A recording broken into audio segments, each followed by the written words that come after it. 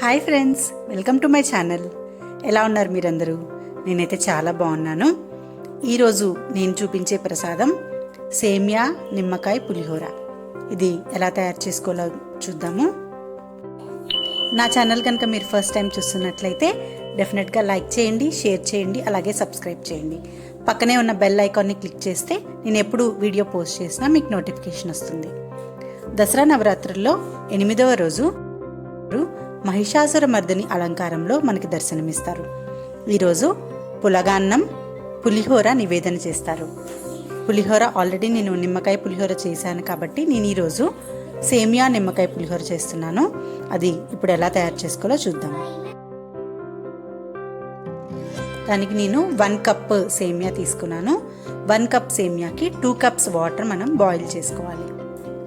నేను ఇప్పుడు ఈ గిన్నెలో 2 కప్స్ వాటర్ వేసుకుంటున్నాను. 2 కప్పుల నీళ్లు పోసుకొని మనం సేమియా బాయిల్ చేసుకోవాలి. ఇందులో కొంచెం పసుపు, అలాగే కొంచెం కరివేపాకు వేసుకుంటున్నాను.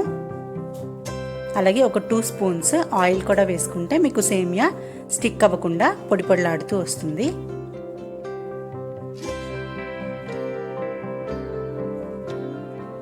సేమియా ఇందులో వేసేసుకొని వాటర్ మరిగిన తర్వాత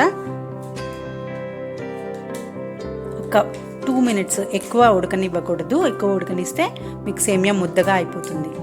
ఒక 2 మినిట్స్ ఉడకనిచ్చేసి ఇది మనం స్ట్రెయిన్ చేసేసుకోవాలి.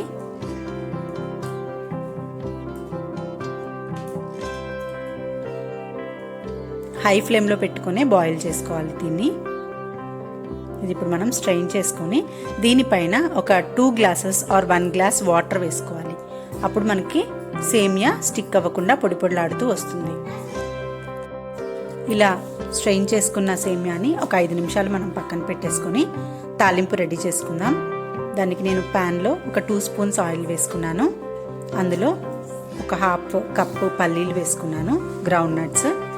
ఇవి కొంచెం వేగిన తర్వాత 2 ఎండుమిర్చి, అలాగే మినప్పప్పు, ఆవాలు, జీలకర్ర వేసుకుంటున్నాను.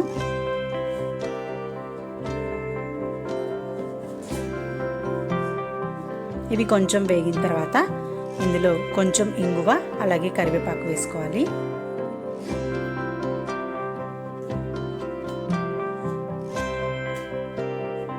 కొంచెం ఇంగువ వేసుకోండి, అలాగే కరివేపాకు కూడా వేసుకొని మనం స్ట్రెయిన్ చేసుకున్న సేమియా ఏదైతే ఉందో అది యాడ్ చేసుకుందాం.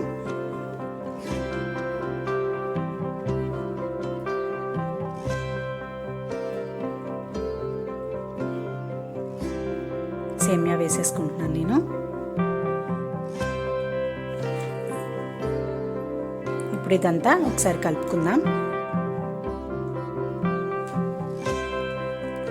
తాలింపు అంతా ఈ సేమియాకి పట్టే వరకు మనం మిక్స్ చేసుకొని ఒక 5 నిమిషాలు కుక్ చేసుకొని మనం నిమ్మరసం కలుపుకోవాలి.